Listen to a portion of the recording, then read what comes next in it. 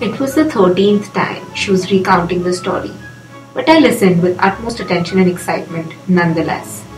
It was a pleasant Saturday afternoon, and my granny and I were sitting on the front porch of our house in Raipur, Rajasthan, while she was reminiscing her good old village days. Back then, there were no taps or electricity, and 4 oil lamps lit the 3-story ancestral house after sunset. Men worked in the fields all day, women managed household chores, and children played marbles on the streets. The day would crawl at a snail's pace, and life was very basic. You could envision this as being country-like, but it had a dark side to it too. The ideas of matrimony, education, and work were very classical. Childhood marriage was predominant then. My granny recalled her wedding day coinciding with her 14th birthday.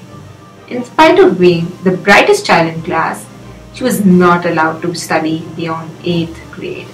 Apparently, grandfather's parents and extended family preferred she stay at home and learn the household chores rather than go to school. But she didn't mind at all. Granny found happiness in whatever satisfied her parents and family, and so she always acquiesced without a word. Post-marriage, her life changed forever. She now not only had the onus of looking after her grandfather and his parents, but also the entire extended 18-member family, rearing the cattle, cooking food, washing clothes, and cleaning utensils were all the humdrum of her daily life. But the most strenuous job she was responsible for was not any of those, but that of drawing water from the well. 5 4-mile rock-strewn trips a day to the well, the first starting at 3 a.m., were routine. She would carry 4 pots of 8, 10, 12, and 15 liters capacity at the break of dawn every day.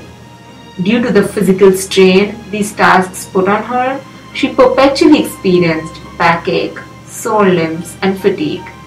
But youth and innocence, like her constant companions, allowed her to happily spend the days working and to get a good night's sleep even during the most challenging times. With paltry food and many mouths to feed, life was indeed harsh. But she recalled these experiences with such pleasure and enthusiasm that one would hardly think of them as being unpleasant. Her life, though much more subtle than, is similar to that of Benayo in many ways. Both of their family obligations discouraged their education after a certain point of time. They had to make do with the limited means they had and walk miles to quench their thirsts. Listening to Granny did more than simply highlight my privilege in relation to hers. It showed me how quickly times had changed and how the different environments in which we were raised affected the way we perceived our surroundings.